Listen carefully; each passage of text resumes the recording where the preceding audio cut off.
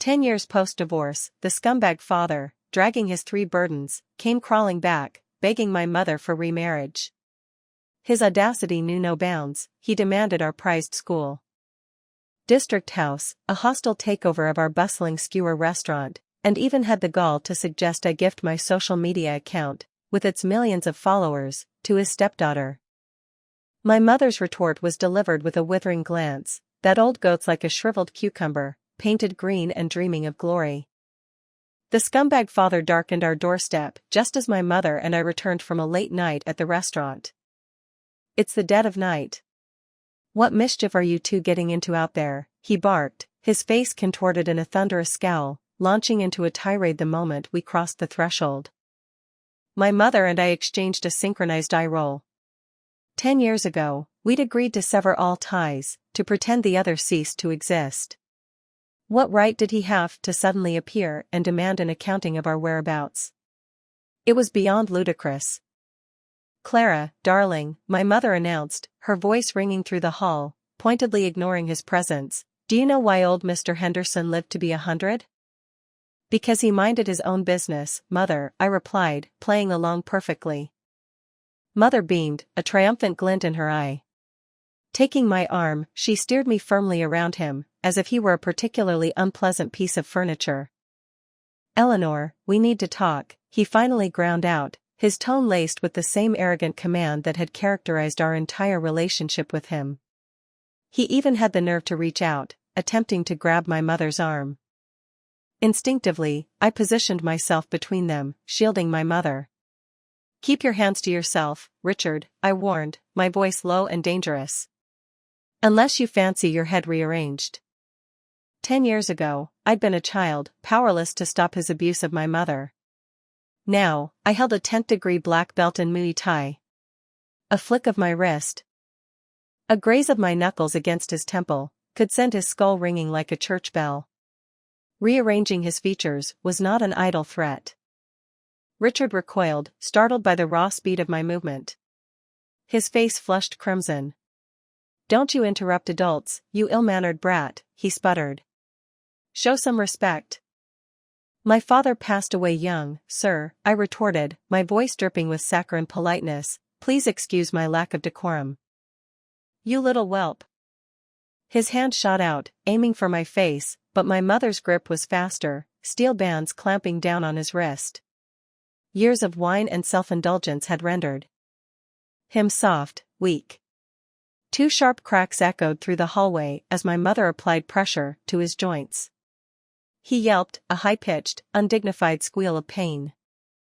Mother released him with a contemptuous shove. "Go howl somewhere else, Richard," she snapped, her voice sharp as broken glass.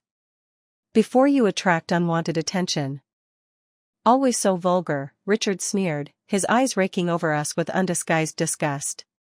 Finally, he seemed to deflate, his bluster fading. "Fine, I won't stoop to your level." He puffed out his chest, attempting to regain some semblance of authority. "I'm free tomorrow. We're going to the registry office to remarry." Mother stared at him, incredulous. "Have you lost your mind?" I swiftly produced a business card, pressing it into his hand.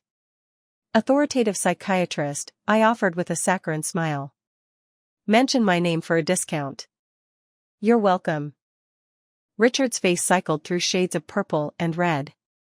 He finally turned his disdainful gaze back to my mother. "You were desperate for me not to leave back then," he accused, his voice dripping with self-importance. "Now I'm willing to take you back. What more could you possibly want?" Ah, yes, the good old days when mother was a love-struck fool. She'd married Richard, a man who offered no dowry, no wedding, just empty promises. Barely a month into their marriage, he'd vanished, off to chase some phantom construction project. For the next decade, he was a ghost, leaving my mother to shoulder the entire burden of their family. She'd been pregnant with twins, and had to borrow money from friends to cover the birth. In the bleak postpartum weeks, she barely had the energy to boil water for herself, let alone nourishment. Richard, meanwhile, offered a litany of flimsy excuses for his absence, conveniently omitting the fact that he'd established a cozy second life with his mistress. My mother surveyed him, a slow smile spreading across her face. "Remarry you, Richard? What exactly is the allure? Is it the burgeoning beer gut? The receding hairline? Perhaps it's the jowls, ripe for rendering into lard? Don't you own a mirror, Richard? Or perhaps even a toilet? Next time you relieve yourself, take a good, long look." Richard, a man perpetually inflated by his own self-importance, visibly deflated under my mother's withering assessment. His shirt buttons, strained to their limit, popped open with a loud ping, unleashing a cascade of pale, quivering flesh. Ever the helpful daughter, I produced another business card. "Swimming and Fitness Center," I announced brightly. "Mention my name and you get 3 free trial sessions." Taking advantage of his stunned silence, I grabbed my mother's hand and practically dragged her into the building, slamming the door shut with a resounding bang. Richard erupted, pounding on the door. "Open this door right now." I wasn't about to indulge his tantrum. Right in front of his enraged face, I dialed the security office. "Yes, hello, security? There's an exhibitionist at the entrance of Building 7, Apartment 3. Oh dear, he's starting to bang on the door now. Please hurry." Hanging up, I turned back to him, a sweet smile plastered on my face. Seeing he was still there, red-faced and fuming, I chirped, "Uncle, do you think security isn't impressive enough? Should I call the police too?" "Clara, I am your father," Richard roared, veins bulging in his neck. "Mister, you've got the wrong person," I said, my voice light and airy. "My name is Clara Alibud." "Alibud as in, father passed away early?" I added, my smile widening. He. Late that night, fueled by caffeine and a generous sum of money, I commissioned a lightning-fast, deep dive into Richard's current affairs.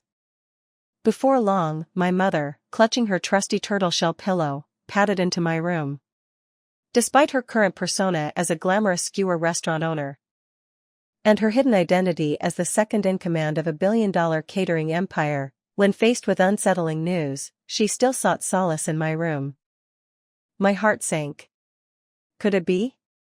Had the old flame been rekindled? Had this dried-up prune actually managed to reignite her dormant love brain? "Mom, banish the thought," I declared, preemptively launching my defense. "I'd rather you elope with Aunt Margaret to Vegas and get hitched by Elvis." Anything but acknowledging Richard as my father again. I dove under the covers, burying my head in the pillows. Out of sight, out of mind. "Don't be ridiculous." My mother yanked the covers off me, thrusting her phone into my face. It was a text message, a digital viper slithering its way into our lives. It was from Richard, who had somehow unearthed my mother's number. Attached was a grainy ultrasound image. The accompanying text read, "This is Thomas's child. 5 months along. A boy. Can you really deny your grandson a grandmother?" I stared at the message, speechless. A strange mix of emotions swirled within me. Thomas was my twin brother, the other half of the pair my mother had raised single-handedly. Our paternal grandparents had always held us in contempt, stingy and cold, offering little warmth or support to either me or Thomas. When the divorce proceedings began, my cheapskate grandmother had practically shoved me towards my mother, declaring, "Thomas is the grandson, he stays. You can take Clara. We don't need another granddaughter." My cheap grandfather had added his own charming pronouncement, "You came into this marriage with nothing, and you'll leave with nothing. Except for Clara. If you dare take a single penny of the Lynn family fortune, we'll call the police." My mother had walked away empty-handed, but she'd fought tooth and nail to take Thomas with her. But on the day of the court ruling, Thomas had stood up in court and declared his allegiance to Richard. Even as my mother absorbed the sting of Richard's public slaps, even as I lay sprawled at the feet of Richard's mistress and her venomous daughter, Thomas remained impassive, his gaze fixed resolutely away. I no longer harbored hatred for Richard or his motley crew of hangers-on. But Thomas still ignited a bitter resentment within me. He had been my protector, my confidant. He had sworn to shield both mother and me. He had broken that promise. I twisted my lips into a wry smile, my voice laced with sarcasm. Oh, a brand new grandson, freshly minted. Feeling broody, Mom? Get lost. Mother swatted me playfully on the forehead. Her brow furrowed in contemplation. It just feels calculated. Richard being all sweet talk and ultimatums. It doesn't add up. He was so obsessed with that mistress, even enduring public shaming to stay with her. Why this sudden U-turn, back to me, after all this time? Could it be, is it because of the skewer restaurant's recent success? Has he set his sights on our business? Aunt Margaret's son, Theodore, a perennial D-list celebrity, had unexpectedly shot to fame this year, thanks to a breakout role in a popular drama. His newfound popularity had inadvertently turned our humble skewer restaurant into a viral sensation, a must-visit destination for his legions of fans. Business was booming, social media was ablaze, and we were trending relentlessly. Richard's sudden reappearance, his desperate plea for remarriage, it all seemed to coalesce around this newfound prosperity. A few hours later, our suspicions solidified into cold, hard facts. Our generously compensated investigator had not only unearthed every sordid detail of Richard's current life, but had also provided a 2-gigabyte treasure trove of dirt on his inner circle. The truth was stark and unflattering. Richard was broke, utterly and completely bankrupt. A few months prior, his business ventures had imploded, leaving him drowning in debt. The mistress, bless her mercenary heart, had also dumped him. In a final act of pathetic devotion, Richard had signed over his remaining assets, car and house, to the mistress, a gesture that reeked more of calculated asset protection than a genuine farewell. Currently, Richard and Thomas, along with Thomas's pregnant wife, were crammed into a rented apartment, their meager existence propped up by Thomas's salary. Even in this state of penury, Richard still managed to siphon off funds to support his mistress and her daughter. He had also, under Thomas's name, taken out a hefty, usurious loan, but even that couldn't sustain the mistress's extravagant lifestyle for long. Desperate to claw his way back to solvency, Richard had become entangled with a shady character running an illegal factory. Now, all his energy was focused on securing seed money, hoping to ride the wave of counterfeit and substandard products. As I scrolled through the damning evidence, a cold fury began to simmer within me. His motive isn't just money, Mom, I said, my voice tight with anger. He's not just after our savings. He's looking for a scapegoat. Someone to take the fall when his illegal schemes inevitably unravel. My mother slammed her fist on the desk, rattling the mouse and keyboard. That heartless, rotten, son of a... Let's see if he can bleed us dry, or if we'll be the ones sending him to rot in jail. With a decisive click, she unblocked Richard's number from every blacklist we had, and posted a carefully crafted message on her social media, baiting the hook.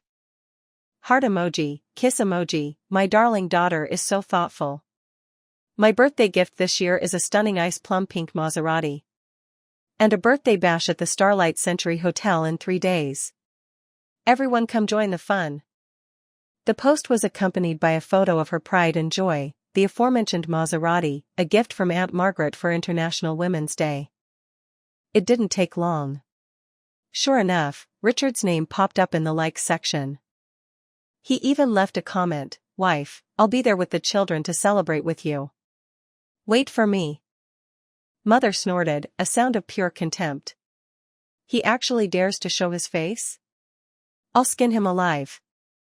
The very next morning, Richard's saccharine voice dripped through the phone line, a nauseatingly sweet barrage of forced concern. Mother answered on speakerphone, offering curt, monosyllabic responses.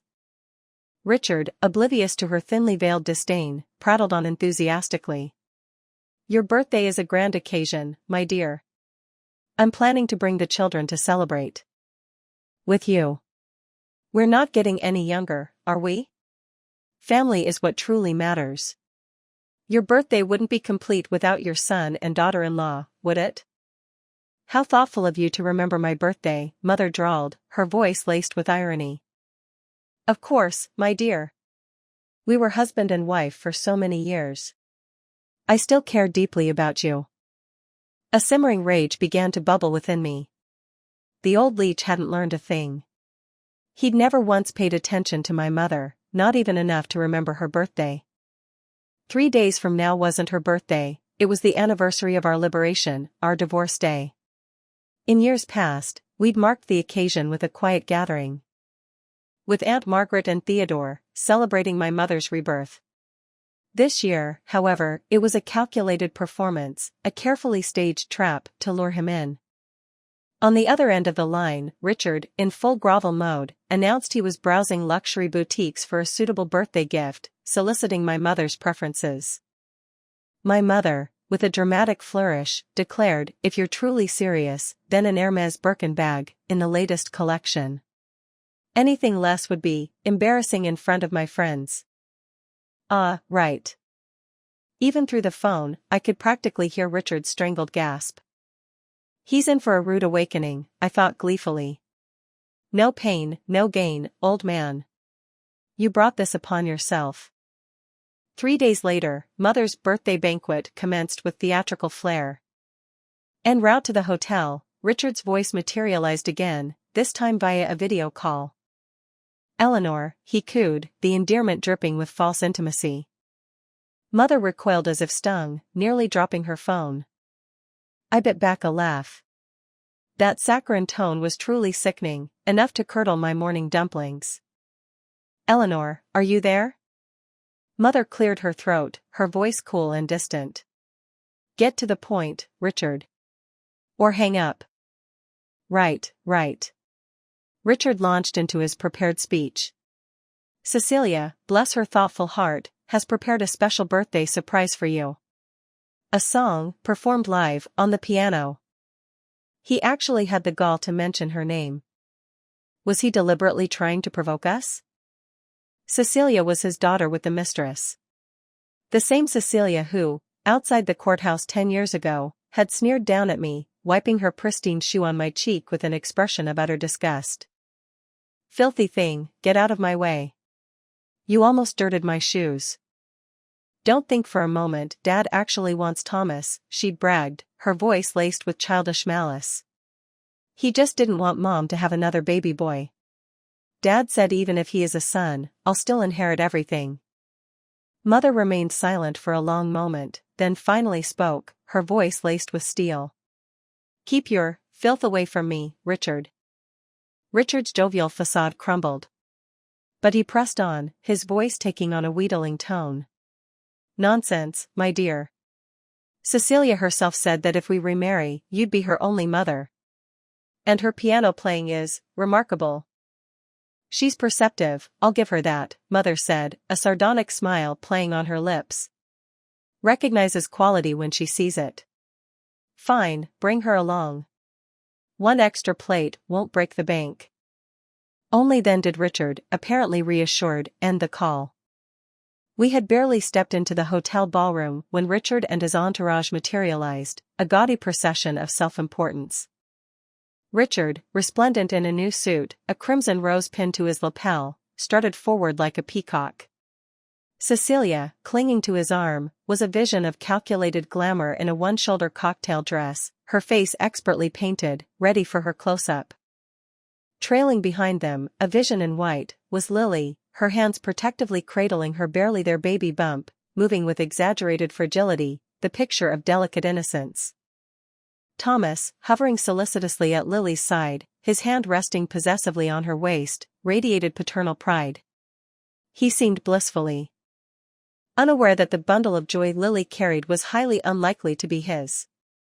He was, in every sense of the word, the ultimate patsy. I couldn't help but cast a pitying glance at Thomas, but he remained oblivious, his entire world apparently revolving around his new wife. Eleanor. I have a surprise for you. Richard boomed, striding towards us with forced enthusiasm. Something you'll absolutely adore. Mom, happy birthday. Cecilia chirped, echoing Richard's forced cheerfulness. Mother offered a glacial smile. Cecilia, unfazed, simply pivoted and launched herself at me, engulfing me in a cloying, perfumed hug. "Clara, darling, long time no see." I plastered on a polite smile. "Indeed, Cecilia. Long time no see. You're exactly as I remember." Still shamelessly thick-skinned, a trait clearly inherited from her mother. At that moment, Richard, with a theatrical flourish, steered Thomas and Lily towards my mother. "Eleanor, this is Thomas's wife, Lily." Lily, with trembling hands, extracted a small, ornate box from her clutch, offering it to my mother. "Mother, I embroidered this keychain myself, for you. I hope you like it." She presented the box with exaggerated reverence, her fingertips, raw and bleeding, displayed for all to see. She gazed up at my mother with wide, pleading eyes, as if refusing her humble offering would be a sin of biblical proportions. It was unsettlingly morbid. I intercepted the box, relieving my mother of the awkward burden. Casually handing it to the registration desk, I announced, "Record this, please. Richard Lynn, gift contribution, 1 keychain." The registration staff, with professional efficiency, announced to the room, acknowledging Mr. Richard Lynn's generous contribution of 1 keychain. Richard's forced smile instantly froze. Thomas's expression shifted, becoming guarded and unreadable. Only Cecilia remained unfazed. She immediately rushed to Lily's side, supporting the swaying, delicate flower. Turning to me, she delivered a carefully rehearsed reprimand. "Clara, even if you think your sister-in-law's gift is modest, there's no need to humiliate her like this. She's pregnant. Carrying your nephew, you know." "Enough, Cecilia. The sentiment is appreciated. Let's go inside," Mother cut in, her voice sharp with impatience. She took my arm, steering me firmly towards the ballroom entrance. Cecilia, undeterred, trotted after us, her voice a relentless stream of chatter. "Mom, where's the piano? Can I test the sound system? Are there many important guests here tonight? I really want to make a good impression." With a pointed gesture, I directed her towards the stage. Like a brightly colored butterfly, she flitted through the crowd, heading straight for the designated performance area. Moments later, the opening bars of Mariage d'Amour drifted through the ballroom, silencing the murmur of conversation. All eyes turned to the stage. Richard, seizing the spotlight, strode confidently to the microphone, launching into a dramatic monologue. He spoke of his undying love for my mother, of their unfinished story, of his desperate longing for a second chance. "Eleanor," he declared, his voice thick with manufactured emotion, "I've never stopped loving you. 20 years ago, I failed to give you a proper proposal. Tonight, I'm going to rectify that." With a flourish, Richard dropped to one knee, brandishing a velvet ring box in my mother's direction. "Please, Eleanor, marry me again." So, this was his grand surprise. A public spectacle, designed to pressure and manipulate my mother into submission. He probably still believed she was the same timid, easily embarrassed woman he'd once known, a woman who would prioritize saving face over asserting herself. He had drastically underestimated her, and even more so, underestimated me. The audience tonight wasn't limited to the few hundred guests in the ballroom. "How many viewers in the livestream, Clara?" Mother murmured, her eyes fixed on the stage, a faint smile playing on her lips. I glanced at my phone. "Over 10,000 and climbing rapidly." Mother nodded, a glint of satisfaction in her eyes. Then, with deliberate steps, she moved towards the stage, her gaze unwavering, meeting Richard's expectant stare. Before our divorce, Mother, leveraging the burgeoning short video platforms, had become a moderately successful rural food blogger. During the divorce saga, her online followers had overwhelmingly sided with her. Richard and his mistress's clumsy attempts at smear campaigns had backfired spectacularly, ironically boosting Mother's follower count by millions. On our way to the hotel, I had primed her social media audience for a live broadcast, with Aunt Margaret's team monitoring the comments section. Word of Richard's Audacious comeback attempt had spread like wildfire through her fanbase, drawing viewers in droves, propelling the livestream to the top of trending charts. Richard, utterly consumed by his performance, remained kneeling on the stage, radiating an air of smug certainty. He was completely oblivious to the fact that his greasy, self-satisfied visage was being broadcast to the world, already spawning a torrent of memes and derisive comments. As Mother ascended the stage, Richard, in a theatrical flourish that bordered on the grotesque, crawled towards her on his knees. Clutching the ring box in one hand, grasping the hem of her dress with the other, he whined, "Eleanor, marry me. If you refuse, I'll kneel here forever." Mother gazed down at him, her expression coolly assessing. "You truly want to remarry me, Richard?" "Of course," Richard declared, his voice ringing with false conviction. "This time, I'll cherish you. Our family will be together, forever." Mother's smile widened, but it didn't reach her eyes. "Very well," she said, her voice carrying clearly through the microphone. Richard's face lit up with triumph, but Mother continued, her tone deceptively sweet. "Dowry of 880,000. Full set of gold jewelry. Diamond ring, no need to be extravagant, 1 carat will suffice. When should we expect the betrothal gifts?" Richard's smile faltered. "But, we're already remarried," he stammered, the carefully constructed illusion beginning to crack. Before he could further fumble his way through his pathetic excuse, Aunt Margaret, with impeccable timing, ascended the stage, effectively cutting him off. "Remarriage or not," Aunt Margaret interjected, her voice laced with amusement as she glanced pointedly at the cheap ring box Richard brandished. "You think that cubic zirconia bauble is going to win over our Eleanor?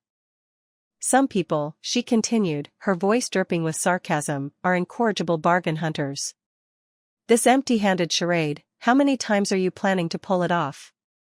You must be unaware, Richard, of the sheer number of suitors lining up to court Eleanor. Offers far exceeding yours, I assure you." "Just say the word, Eleanor," Aunt Margaret declared, her voice ringing with confidence, "and we'll have a betrothal ceremony right here, right now, with a dowry that would make your eyes water." Richard's face flushed an alarming shade of purple. He sputtered, "This is a matter between husband and wife. Outsiders should stay out of it." "Husband and wife?" Mother echoed, deftly extricating her dress from his grasping hand. "Richard, I am not the same naive woman you once manipulated. Without the proper betrothal gifts, this marriage is not happening. You can kneel here until you fossilize, it won't change a thing." Richard expelled a ragged breath, his bravado crumbling. "We can discuss the details later," he mumbled, attempting to salvage some dignity. "No later, Richard," Mother countered, her voice firm. "We discuss it now. Thousands of online viewers are waiting with bated breath for your answer."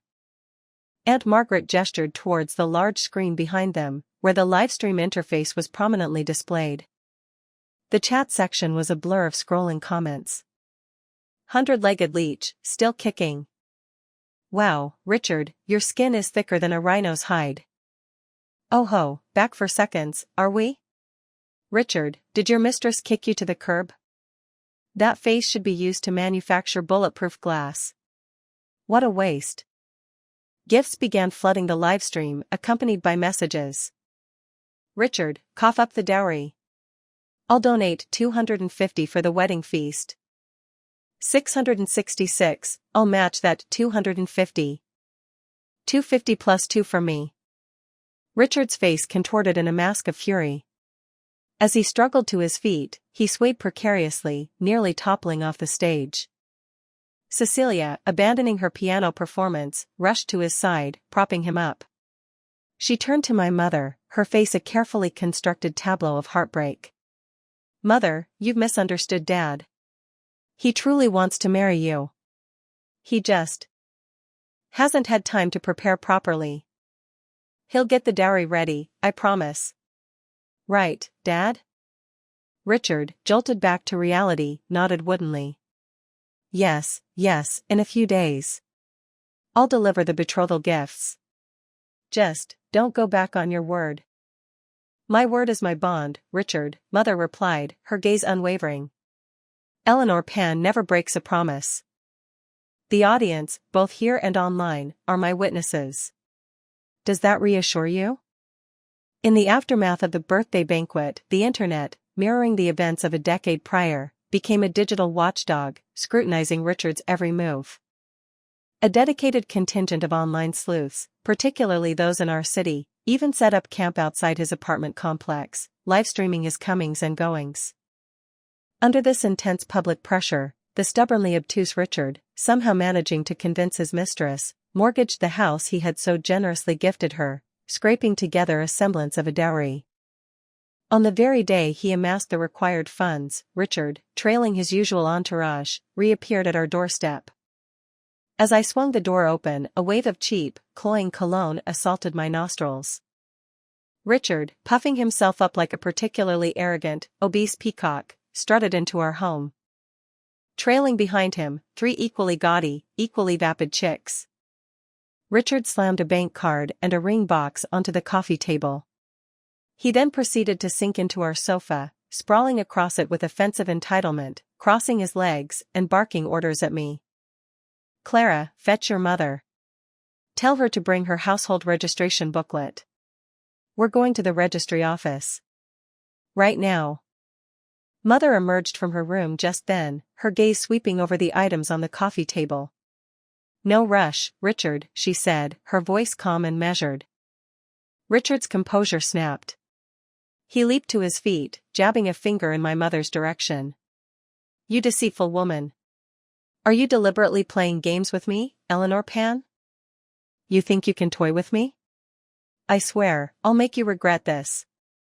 I stepped forward, deflecting his flailing finger with a cold glare. Who exactly are you threatening to make regret it, Richard? Still resorting to intimidation tactics? Uncle, I continued, my voice dripping with faux sweetness, since you're clearly lacking in sincerity, perhaps this marriage is ill-advised after all. Take your offerings back. My mother isn't exactly strapped for cash these days. He. Richard seemed poised to unleash a backhanded slap, a reflex honed over years of domestic dominance.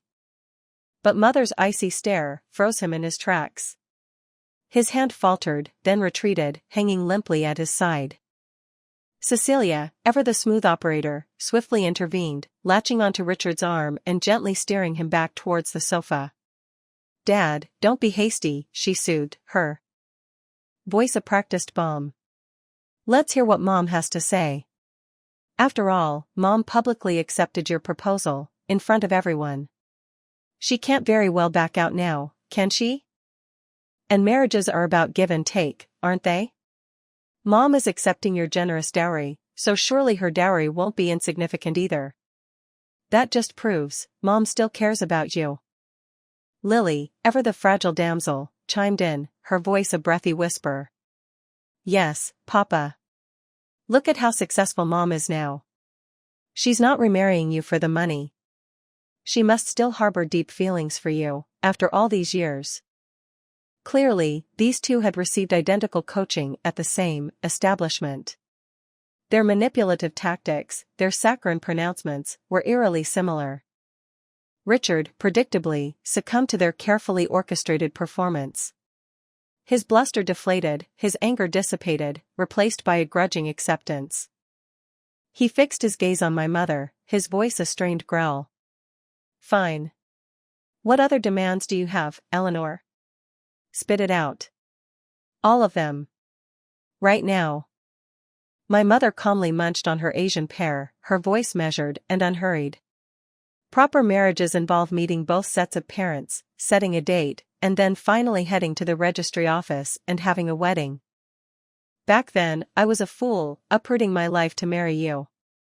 In 15 years of marriage, you never once took me back to my family home, never even bought a pair of socks for my parents.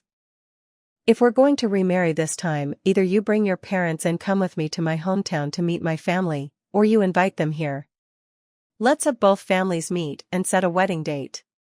Is that too much to ask? I threw fuel on the fire. Uncle has a rich marital history, he surely understands these basic formalities. Richard's brow furrowed, clearly displeased. Thomas, who had been silent until now, suddenly spoke up. It's only right. Let's invite Grandma and Grandpa here. Richard shot him a glare. Grandma and Grandpa will find out sooner or later, Thomas said calmly, meeting his father's gaze. And people naturally aspire to climb higher. They'll understand. Lily chimed in, echoing Thomas's sentiment. Yes, Papa, we all understand you. After all, Mother is so exceptional. Dad, those who love you will support you. Don't disappoint everyone, Cecilia added pointedly. Richard seemed momentarily lost in thought, Cecilia's words clearly striking a chord. The everyone Cecilia referred to, the people who expected him to leech off my mother and become wealthy again, was undoubtedly his beloved mistress. Finally, he grudgingly conceded. Fine, invite your parents here then. He glanced at his watch, impatience etched on his face. They should book their tickets now, they might still catch the last train. They're busy with the autumn harvest. They can't come for at least a week. You. Richard sputtered, on the verge of exploding again. What about me? At least I keep my word. My mother patted my shoulder. Clara, dear, go on social media, announce that my family will be here in a week to discuss the wedding. Let your Uncle Richard see how trustworthy we are. Sure thing, posting now. I logged into the app, created a post with images and video, and showed it to them. Unlike some people, my mom doesn't just make empty promises. Someone mentioned gifting Mom an Hermes bag for her birthday a few days ago, yet not even a dust bag materialized. For people attending the banquet, a solitary keychain as a gift, such frugality must lead to considerable savings, wouldn't you say? Richard roared at me, Clara, stop with your sarcastic remarks. Is she wrong? My mother's sharp gaze swept across Richard. A blood-stained keychain as a birthday gift, are you trying to curse me? Mother, how can you say such things about me? Lily whimpered, bursting into tears. Cecilia, a picture of internal conflict, finally stepped forward, reluctantly displaying the handbag she carried. Mother, you misunderstood Papa. He gave me this bag because I have an important audition coming up.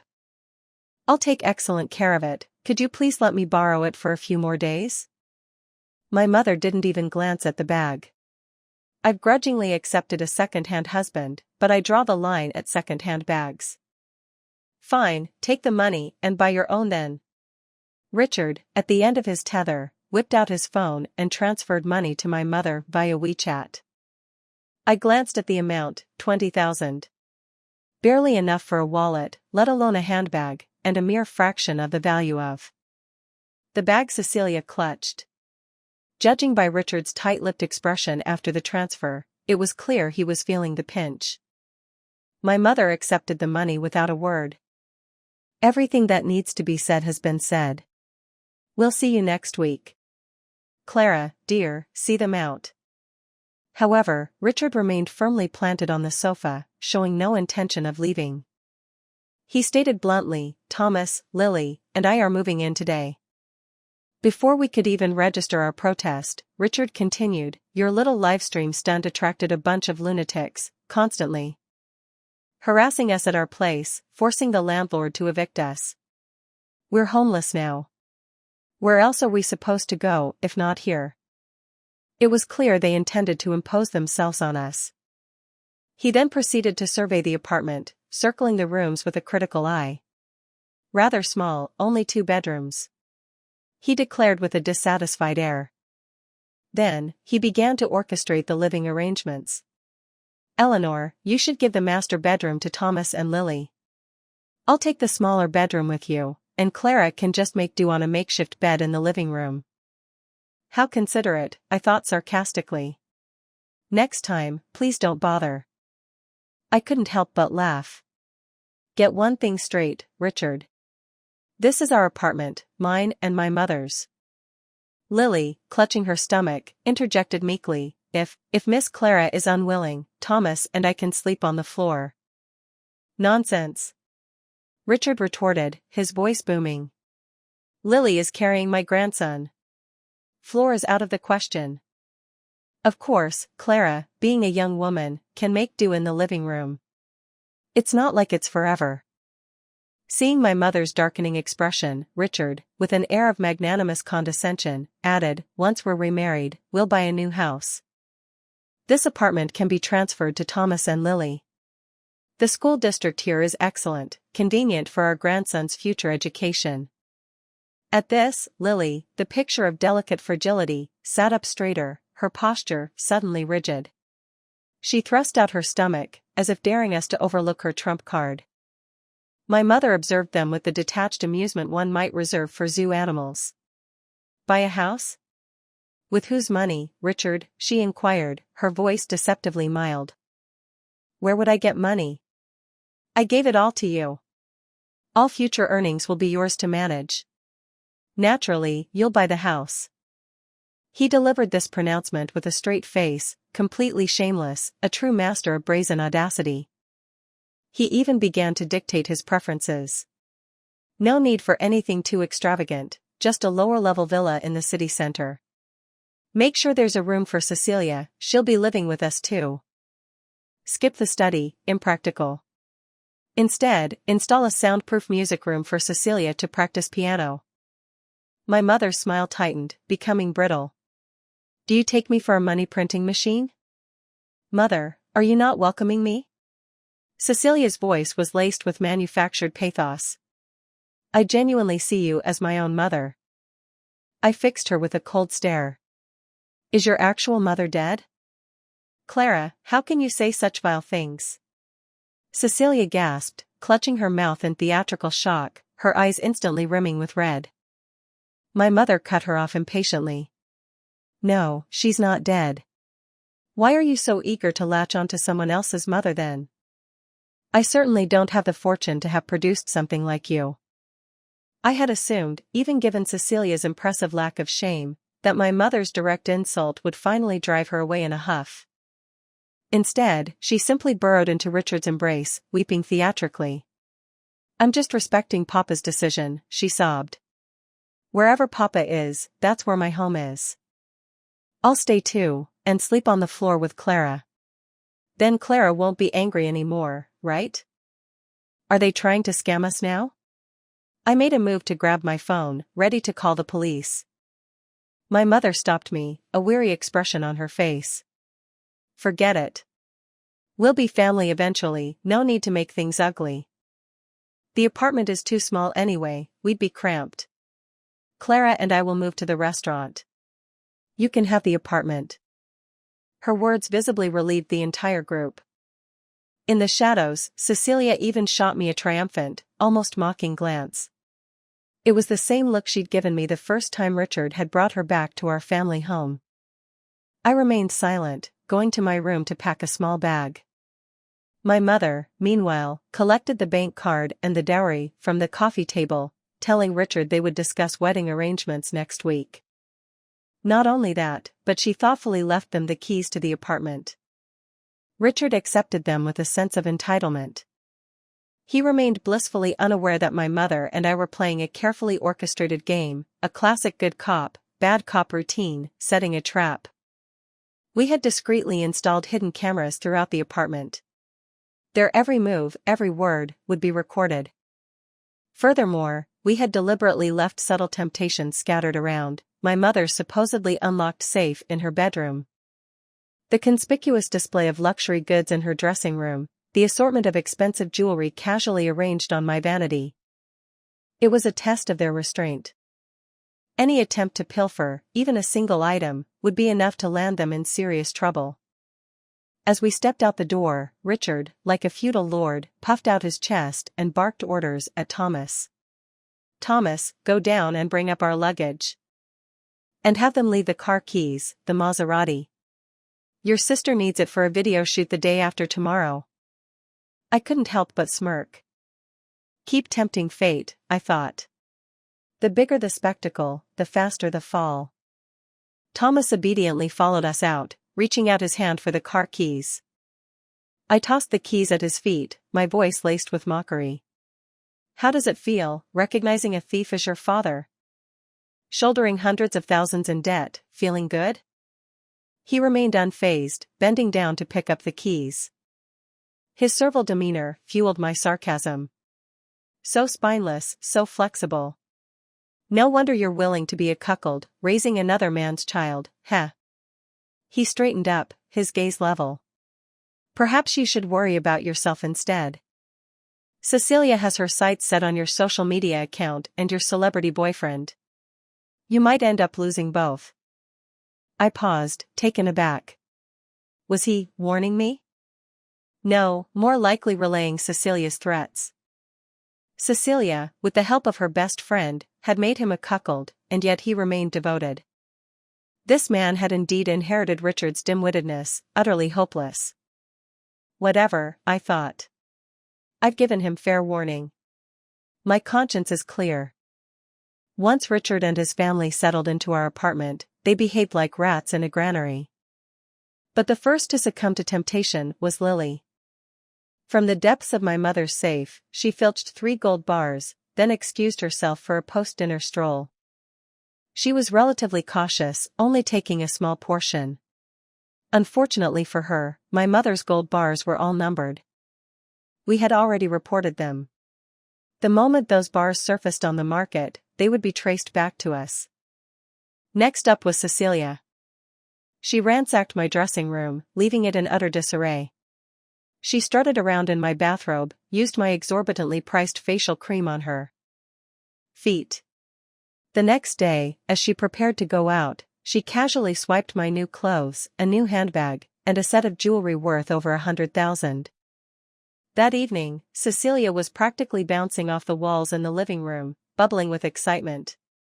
She announced she had signed with a top-tier MCN, and was on the verge of becoming a major internet celebrity. "Dad, if you need money urgently, just sell some of their things," she declared to Richard, her voice ringing with confidence. "They're yours anyway, and if they complain, we can just pay them back when I start making real money." Richard beamed with paternal pride. "My Cecilia is truly remarkable." Well, thank you kindly, I thought. This saved us the trouble of further instigating Richard. Lily, ever the sycophant, showered Cecilia with empty praise, then hesitantly added, "Didn't Papa say he was going to get Clara to give you her account? Isn't that redundant now?" "That pathetic account is beneath me now," Cecilia scoffed. "A rural content creator? It doesn't suit my vibe at all." She glanced dismissively at Lily, then turned directly to Richard. "Dad, why don't you get that account for Lily instead? Don't let Clara profit from it." "Child's play," Richard boasted smugly. "Eleanor is getting too big for her boots, trying to make me look foolish.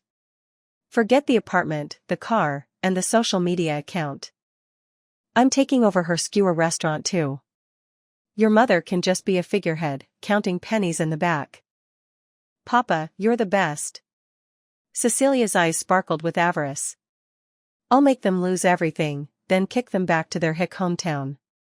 "Humph, coming from the backwoods and expecting me to call her mom? As if she's worthy." Impressive. In just a few sentences, she had divvied up all our possessions with breathtaking audacity. Early the next morning, Richard emptied my mother's safe completely. However, frustrated by the fact that beyond the gold bars, the safe only contained bank cards with unknown pins, he was forced to use all the gold bars as seed money, officially becoming a major shareholder in the illegal factory. Perhaps fueled by the delusion of imminent wealth, Richard's arrogance escalated, and he resumed his domineering behavior towards my mother and me. A few days later, my mother and I were busy at the restaurant. Richard's phone call broke through the lunchtime rush. "Eleanor, reserve the best private room at the restaurant. We're celebrating Cecilia's signing tonight." "Oh, and that celebrity, Theodore. Get him to come too." My mother had put the call on speakerphone, Richard's booming voice echoing throughout the room. Theodore, mid-slurp of his noodles, looked up, a bewildered expression on his face, silently mouthing, "Me?" I gestured for him to be quiet, then responded to Richard. "Theodore is filming on location out of town. Why do you need him?" Before I could finish, Richard launched into a tirade. Don't lie to me. Cecilia checked, he got back last night. Clara, let me tell you, you can't hold on to a big star like him. It's just a matter of time before you break up. Why don't you just hand him over to Cecilia? Cecilia is an artist, she'll have more in common with him. I couldn't help but chuckle. This forced matchmaking of yours depends on whether Theodore is willing, wouldn't you say? Why wouldn't he be willing? He's dating you, isn't he? He certainly wouldn't look down on Cecilia. Get him to come. Once he meets Cecilia, he'll definitely fall for her. Richard rambled on, his voice rising in pitch. Cecilia is about to become a major internet celebrity, practically halfway into showbiz. She's a perfect match for him. All right, I'll invite him, I agreed, cutting him off. Theodore was right here in the restaurant anyway. As for whether Cecilia could actually make it, that was another matter entirely. Tomorrow was her livestream debut. Her agency had been hyping it up for days. But today, her dirty laundry would be aired for all the world to see. Cecilia dreaming of becoming a celebrity influencer? More likely she'd become infamous. Richard finally seemed satisfied, and continued to issue orders with unbridled arrogance. That's settled then. Tell your mother to prepare some of her best dishes. Don't embarrass me. Once the call ended, Theodore glared at me, indignation radiating off him in waves. What the meow was that? He wants to introduce me to a cat. Clara Pan, I've been chasing you for 4 or 5 years.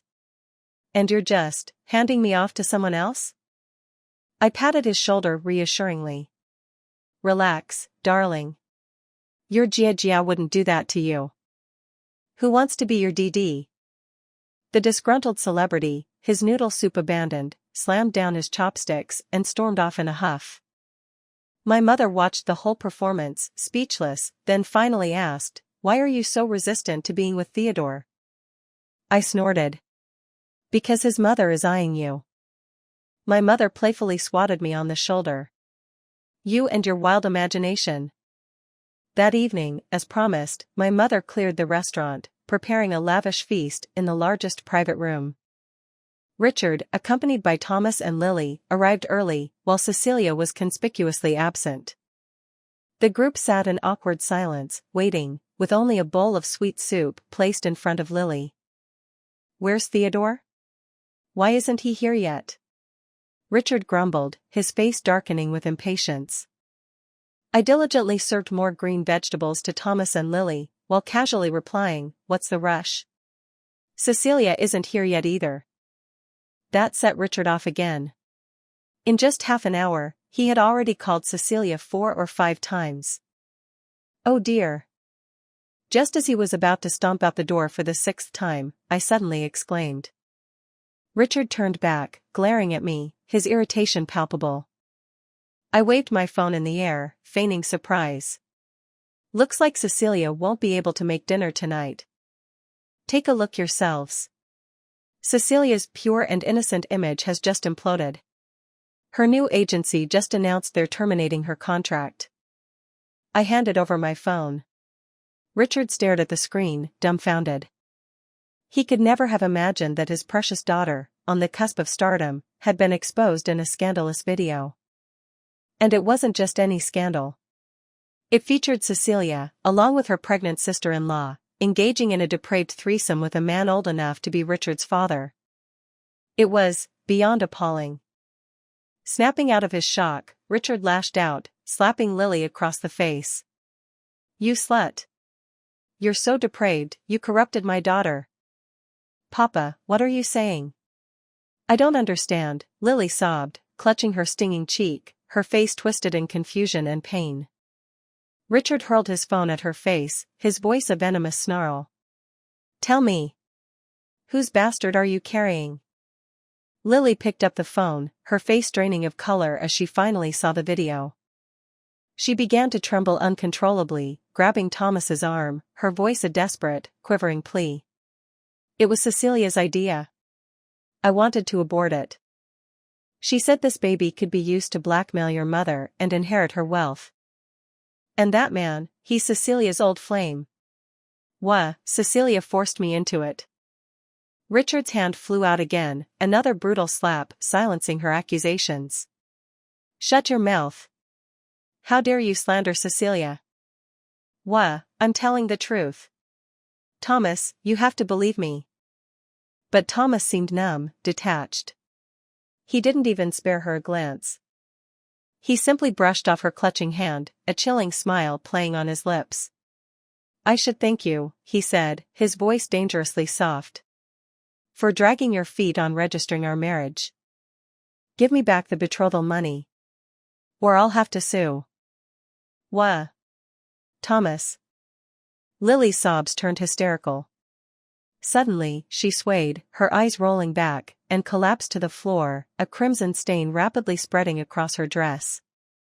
The celebratory dinner abruptly ended in the cacophony of ambulance sirens. Richard, fearing liability, claimed he needed to find Cecilia, and hastily fled the scene. In the end, it was Thomas and I who accompanied Lily to the hospital. Outside the emergency room, Thomas remained unnervingly calm, showing none of the expected devastation of a man betrayed by his wife. I couldn't resist asking, the car cameras, were they your doing? Yes, the Maserati, my mother's beloved car, was the stage for Cecilia and Lily's scandalous performance. Apparently, their enthusiasm had been a little too vigorous, resulting in the car careening off the road and plunging into a rice paddy. I hadn't yet installed interior cameras in that car, only the dashcam was functional, incapable of capturing the interior drama. Furthermore, the scandalous video wasn't part of the initial dirt I had leaked online. Thomas smirked. Cecilia used that car. You wouldn't want it back. Now it's totaled, they'll have to compensate you for a new one. Isn't that a win-win? It was the first time I had seen Thomas smile since my mother's divorce. You orchestrated Cecilia's downfall. Aren't you afraid Richard will find out? Thomas's smile widened slowly. He's too preoccupied to care about me right now. Grandpa and Grandma arrived in the city today, currently raising hell with his precious darling. And haven't you also dug another pit for him? Theft, producing, and selling illegal goods, the police should be knocking on his door any minute now. I stared at him, stunned. I couldn't decipher whether he was friend or foe. If you knew everything he was doing, why did you still take out those high-interest loans for him? Thomas raised an eyebrow. Because those loans were from me. Bankrupting him was my doing, taking over his company was my doing. Encouraging him to mortgage the house was my doing, suggesting he sell the ancestral home was my doing. Oh, and guiding Cecilia to sign with that MCN was my doing, and giving her expedited approval was also my doing. No wonder Cecilia, initially eyeing my mother's account, had suddenly landed a contract with a major MCN. And a newly signed, zero-experience streamer, receiving such aggressive promotion from the agency. Precisely because the company had invested heavily in her, Cecilia's breach of contract would result in truly astronomical penalties. Damn, he was playing the long game, hiding in plain sight. I eyed him suspiciously. Don't tell me, even the black market factory owner was your introduction? No, that was Cecilia's mother's doing. That man is her lover. He reached out and ruffled my hair, a rare gesture of affection. Silly sister, if I had to resort to illegal means to deal with them, I could have just stabbed them all back then and been done with it. The rapid turn of events left me reeling. Just then, the operating room doors swung open. A doctor emerged. Family of Lily Zhao? The patient is hemorrhaging. We need to perform a hysterectomy. Please sign the consent form. Thomas stepped forward, handing the doctor a phone number. We can only cover the initial medical expenses. We are not in a position to make that decision. This is the child's father's number. Please contact him. With that, he took my arm and led me away. Curiosity gnawed at me. Who is this father then? Is the old man in the video still fertile? Oh, just a man Lily was selling herself to support. He also has 3 of Mom's gold bars. We need to get them back. Cecilia's reputation was utterly ruined, and she was burdened with crushing debt. Richard, ever the doting father, took the full blame, shielding her from jail time. After a couple of weeks in detention, he was released. But Cecilia, accustomed to a life of luxury, had no choice but to return to the underground nightclub. Her notoriety, ironically, boosted business. But her clientele became even more eclectic.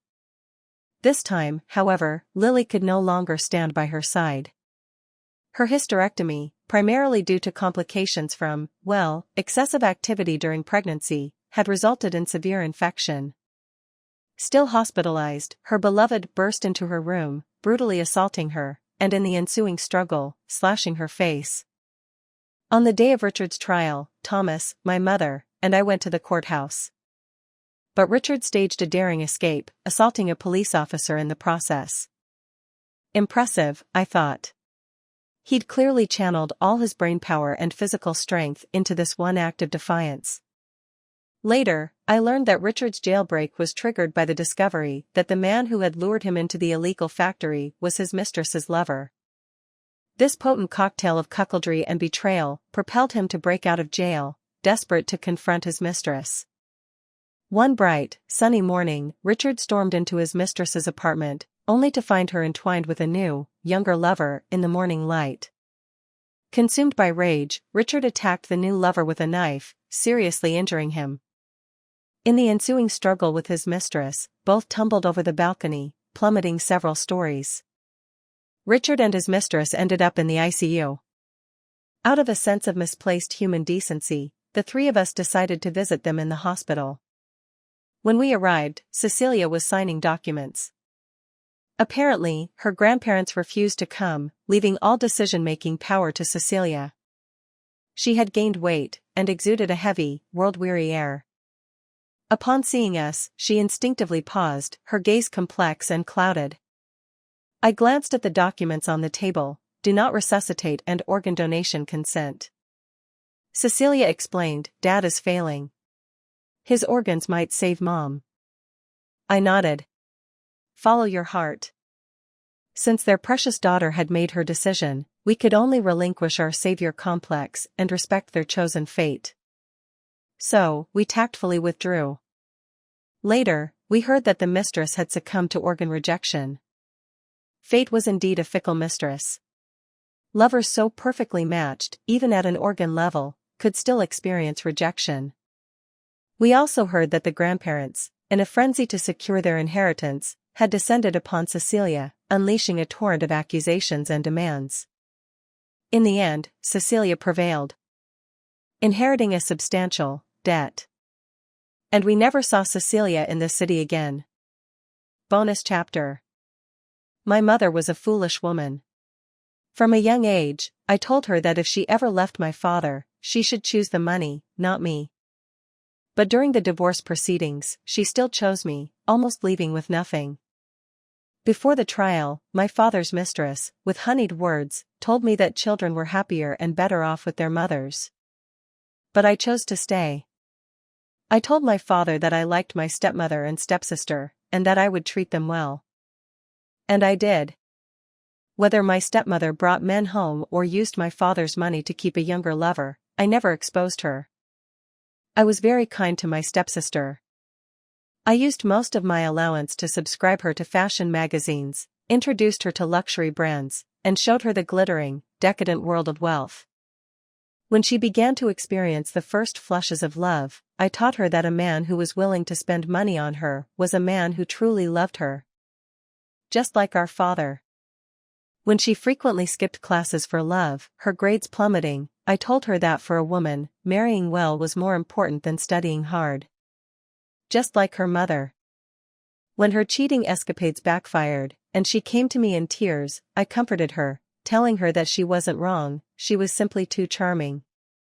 Just like her idol, Kim Kardashian. I was too kind to her. So, when she introduced me to Lily Zhao, I readily accepted. After all, I was their guardian angel. With me as their shield, they could indulge in their reckless pursuits, reveling in pleasure without restraint.